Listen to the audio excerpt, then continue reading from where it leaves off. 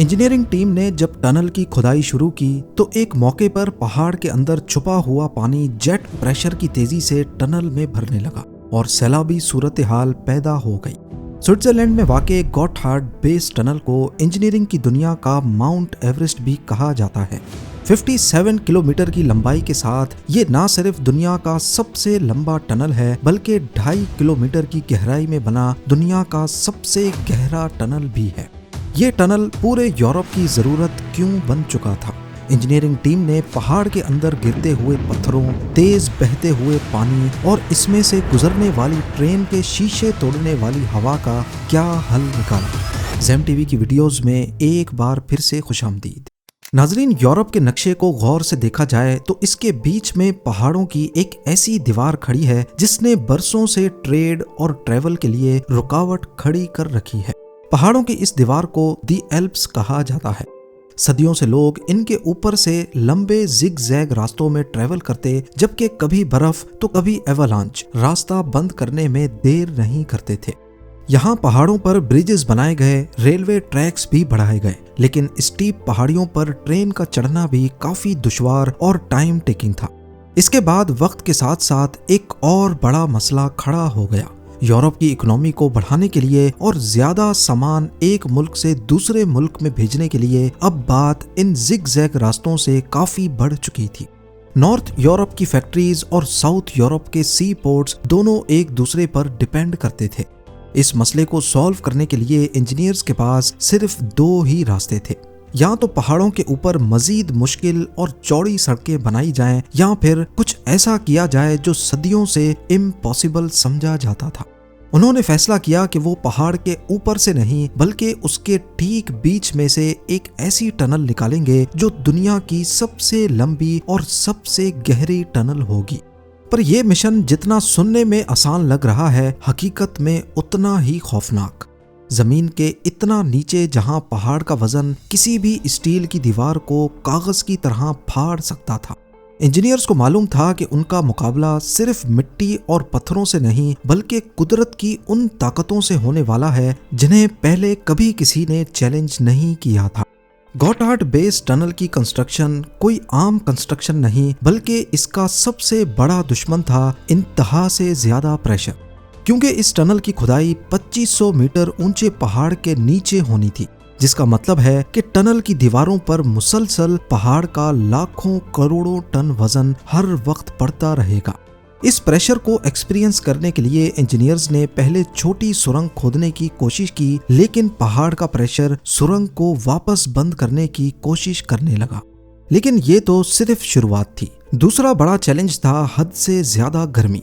जमीन हो या पहाड़, दोनों की इतनी गहराई में टेम्परेचर 50 डिग्री सेल्सियस तक आसानी से पहुंच जाता है। इतनी गर्मी में इंसान 15 से 20 मिनट से ज्यादा काम नहीं कर सकता और कूलिंग सिस्टम फेल होने की सूरत में ये टनल वर्कर्स के लिए एक जिंदा कब्र बन सकती है। प्रेशर और गर्मी के बाद इंजीनियरिंग टीम के लिए सबसे खौफनाक दुश्मन था पानी का प्रेशर। ये कोई आम अंडरग्राउंड पानी नहीं था, ये सदियों से छुपा हुआ वो प्रेशर था जो अगर अचानक निकल जाए तो कंक्रीट की दीवार को किसी तोप के गोले की तरह चीर कर रख सकता है। यही वजूहात थी कि दुनिया भर के नामी ग्रामी इंजीनियर्स ने पहले साफ साफ कह डाला कि ये टनल बन ही नहीं सकता। उनका कहना था कि इतने लंबे और गर्म टनल में मशीन्स ही दम तोड़ जाएंगी, वर्कर्स का सरवाइव करना कैसे मुमकिन होगा। इसके अलावा दोनों साइड से खोदी जाने वाली टनल्स 57 किलोमीटर के फासले से खोदी जाएंगी। अगर अलाइनमेंट में 1 मिलीमीटर का भी फर्क आ गया तो दोनों टीम्स पहाड़ के अंधेरों में ही भटक जाएंगी और करोड़ों डॉलर्स खाक में मिल जाएंगे। पर स्विट्जरलैंड के लिए ये सिर्फ एक प्रोजेक्ट नहीं बल्कि सर्वाइवल का सवाल था। हर साल हजारों ट्रक्स एल्प्स से गुजरते, पॉल्यूशन बढ़ रहा था और रास्ते अपनी लिमिट्स पार कर चुके थे। अगर अब भी ये टनल ना बनता तो पूरे यूरोप का ट्रेड सिस्टम कोलैप्स होकर रह जाता। स्विट्जरलैंड ने फैसला कर लिया कि खर्चा बेशक जितना भी हो, दुनिया का ये सबसे बड़ा करिश्मा बन कर रहेगा। अब सवाल ये नहीं था कि टनल बनेगा या नहीं, सवाल था कि इन चैलेंजेस का सामना कैसे किया जाएगा। 27 सितंबर 1992 को ये प्रोजेक्ट ऑफिशियली अप्रूव हो गया। ये कोई आम सुरंग नहीं थी, इसका स्केल इंसानी सोच की हदों को पार कर रहा था। गॉटहार्ड बेस टनल की टोटल लंबाई रखी गई 57 किलोमीटर्स, यानी दिल्ली से गाजियाबाद या फिर लाहौर से कसूर। इतना बड़ा फासला, वो भी 2.5 किलोमीटर पहाड़ के अंदर। मगर इंजीनियरिंग की दुनिया में लंबाई सिर्फ एक नंबर नहीं, बल्कि ये चैलेंज की शिद्दत बताती है। रूल ये था कि टनल जितना लंबा होगा, गलती का खतरा उतना ही बढ़ जाएगा। इंजीनियर्स को पहाड़ के दोनों साइड से खुदाई शुरू करनी थी और दोनों टनल्स को ठीक 57 किलोमीटर के सेंटर में मिलना था। अगर कैलकुलेशन में सिर्फ 1 सेंटीमीटर का भी फर्क रह गया तो दोनों टनल्स कभी एक दूसरे से नहीं मिल पाएंगे। इस मुश्किल को हल करने के लिए लेजर नेविगेशन और जीपीएस टेक्नोलॉजी की मदद से कैलकुलेशंस की गई कि दोनों साइड्स पे ठीक सुराख कहां पे करना है। इस नामुमकिन को मुमकिन बनाने के लिए दुनिया की सबसे अजीम टनल बोरिंग मशीन्स बनाई गई। ये मशीन्स इतनी बड़ी थीं कि इनका कटर हेड 2 मंजिला घर से भी ऊंचा था। टोटल लंबाई की बात की जाए तो ये टीबीएम, जिसको सिसी का नाम दिया गया था, 450 मीटर्स लंबी थी, लगभग आधा किलोमीटर। लेकिन इतनी जायंट मशीन्स होने के बावजूद ये रोजाना सिर्फ कुछ ही मीटर्स पहाड़ काट रही थी। ये सिर्फ मशीन्स नहीं थी, ये इंजीनियर्स के लिए सब्र का ऐसा इम्तिहान था जो अगले 17 साल तक चलने वाला था। डिगिंग के साथ साथ एक जंग और भी लड़ी जा रही थी और वो थी निकले हुए पत्थर की जंग। गॉटहार्ड बेस टनल की खुदाई के दौरान पहाड़ के पेट से तकरीबन 3 करोड़ टन मलबा निकाला गया। ये इतना ज्यादा मलबा था कि इसे एक जगह जमा करें तो उससे एक पूरा नया पहाड़ खड़ा हो सकता है। सैकड़ों ट्रक्स दिन रात सिर्फ इस मलबे को बाहर निकालने में मसरूफ रहते थे। हर रोज हजारों वर्कर्स जमीन की गहराई में उतरते, जहां ना दिन का पता था ना रात का, ना कोई फोन सिग्नल और ना ही ताजा हवा। वहां था तो सिर्फ मशीन्स का शोर, मिट्टी की नम खुशबू और एक ऐसी अंडरग्राउंड दुनिया जहां एक वक्त में 2600 वर्कर्स रहते और काम करते थे। लेकिन जल्द ही इंजीनियर्स को एहसास हो गया कि उनका असल दुश्मन टनल की लंबाई नहीं है। जब खुदाई पहाड़ की गहराई तक पहुंची तो इंजीनियर्स का सामना एक ऐसे दुश्मन से हुआ जिसकी उम्मीद तो थी लेकिन तैयारी नहीं। जमीन से 2 किलोमीटर नीचे पहाड़ के पत्थर अपनी गर्मी बाहर निकालते हैं। जैसे जैसे मशीन्स आगे बढ़ती, टेम्परेचर हदों को पार करने लगा। पहले 30, फिर 40 और आखिर में 50 डिग्री सेल्सियस। अब ये कोई कंस्ट्रक्शन साइट नहीं रही, बल्कि एक ओवन बन चुकी थी। गॉटहार्ड बेस टनल के शुरुआती दिनों में हाल ये था कि जब वर्कर्स नीचे उतरते तो चंद ही मिनटों में पसीने से शराबूर हो जाते। मशीन्स चलाने वालों को सिर्फ 2 से 3 घंटों की शिफ्ट दी जाती, वरना हीट स्ट्रोक का खतरा बढ़ जाता था। इस मसले को हल करने के लिए कूलिंग पाइप्स बिछाए गए, जिसमें टनल के बाहर से ठंडा पानी चलाया गया। ये दुनिया की पहली कंस्ट्रक्शन साइट थी जहां पहले वर्कर्स के लिए एनवायरनमेंट बनाया गया, फिर कंस्ट्रक्शन शुरू हुई। आहिस्ता आहिस्ता उनको मालूम पड़ा कि गर्मी का मसला तो सिर्फ एक शुरुआत थी। असली दहशत तो पहाड़ का वो प्रेशर था जो कदम कदम पर उनका इम्तिहान ले रहा था। पत्थरों पर क्रैक्स, बिना वार्निंग के चट्टानों का कोलैप्स हो जाना, ये रोज का मामूल बन चुका था। इस मसले को हल करने के लिए वर्कर्स फौरन उस हिस्से पर कंक्रीट का मिक्सचर स्प्रे करते।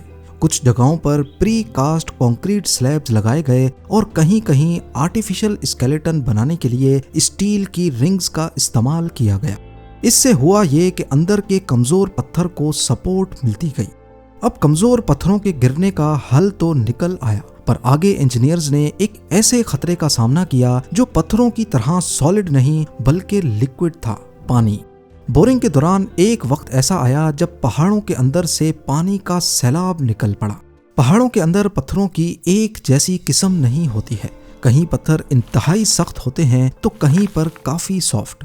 और जैसे जमीन के नीचे पानी के जखीरे होते हैं, पहाड़ों के क्रैक्स के अंदर भी पानी स्टोर होता है। और क्योंकि ये पानी पहाड़ों के बोझ तले होता है, इसका प्रेशर 2900 psi तक हो सकता है।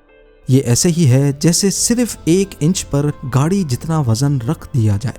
इस मुश्किल को हल करने का एक ही तरीका था कि पानी को सॉलिड फॉर्म में तब्दील कर दिया जाए। इस काम के लिए बोरिंग से पहले छोटे पाइप्स ड्रिल किए गए जिनमें फ्रीजिंग लिक्विड चलाया गया।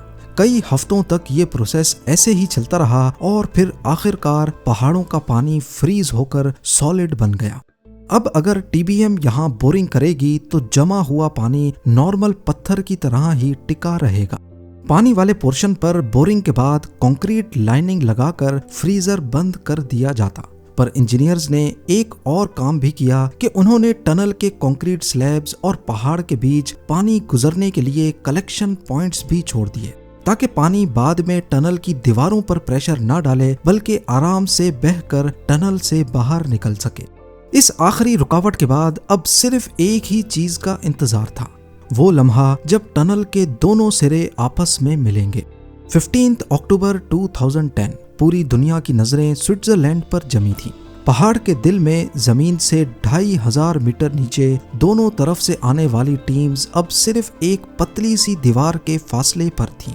सबके जहन में एक ही सवाल था, क्या 17 साल की मेहनत रंग लाएगी या बिलियंस ऑफ डॉलर्स की 57 किलोमीटर लंबी कब्र बनेगी।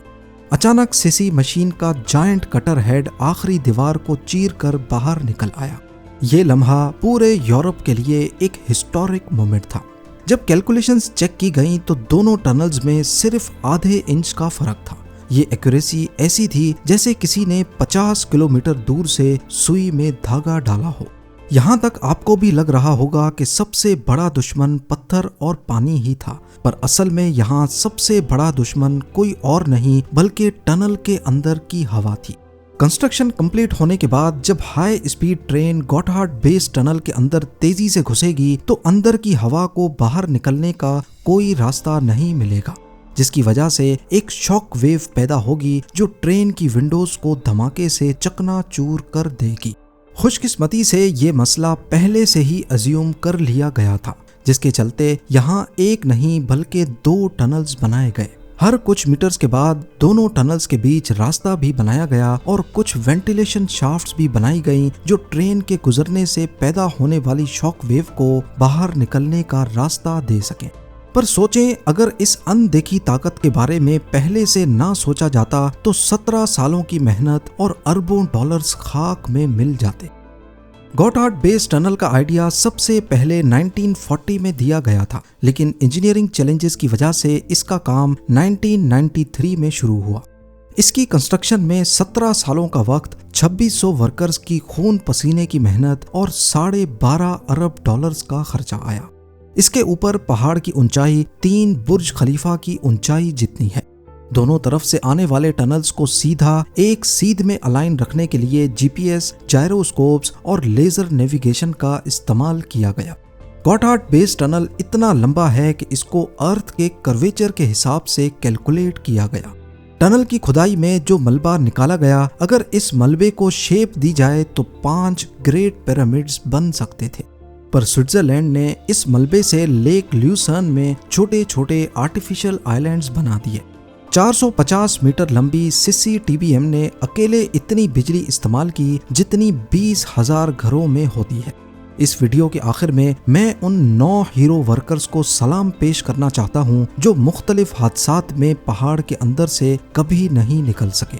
उनकी याद में टनल की एंट्रेंस पर एक मेमोरियल भी बनाया गया है ताकि दुनिया को याद रह सके कि इस इंजीनियरिंग मार्वल की असल कीमत क्या थी। उम्मीद है जेम टीवी की ये वीडियो भी आप लोग भरपूर लाइक और शेयर करेंगे। आप लोगों के प्यार भरे कमेंट्स का बेहद शुक्रिया। मिलते हैं अगली शानदार वीडियो में।